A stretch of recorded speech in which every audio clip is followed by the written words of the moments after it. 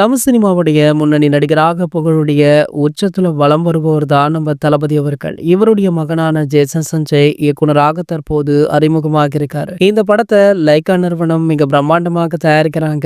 தெலுங்கு நடிகர் சந்தீப் கிஷன் இந்த படத்துல ஹீரோவாக நடிக்கிறாரு. அவர் கடைசியாக தனுஷ் அவர்களுடைய ராயன் படத்துல அவருக்கு தம்பி ரோல்ல நடிச்சிருப்பாரு. இந்த நிலையில தற்போது ஜேசன் சஞ்சய் தொடர்பான வீடியோ சமூக வலைத்தளங்கள்ல வைரலுமே ஆச்சு. அதாவது விமான நிலையத்திற்கு வந்த அவரை ரசிகர் ஒருவர் வீடியோ எடுத்தாரு. உடனே ஜேசன் சஞ்சய் அவர்கள் ஏன் இப்படி அப்படின்னு சைகை காட்டுறாரு. சோ அந்த வீடியோ பாத்தீங்கன்னா தற்போது சமூக வலைதளங்கள்ல படு வைரலுமே ஆகிட்டு இருக்கு. மேலும் பாத்தீங்கன்னா ஜேசன் சஞ்சய் பற்றி மற்றும் ஒரு முக்கியமான தகவலுமே வைரலா போயிட்டு இருக்கு. சமீபத்துல கரூர்ல ஒரு மிகப்பெரிய சம்பவம் நிகழ்ந்தது. இதனை யாராலுமே மறக்க முடியாது அப்படின்றதுதான் உண்மை. சோ தற்போது வரைக்குமே அதனுடைய தாக்கம் சமூக வலைதளங்களும் சரி பொது வழியிலும் சரி இருந்து கொண்டுதான் இருக்கு. கிட்டத்தட்ட 41 பேர் பரிதாபமாக உயிரிழந்தாங்க.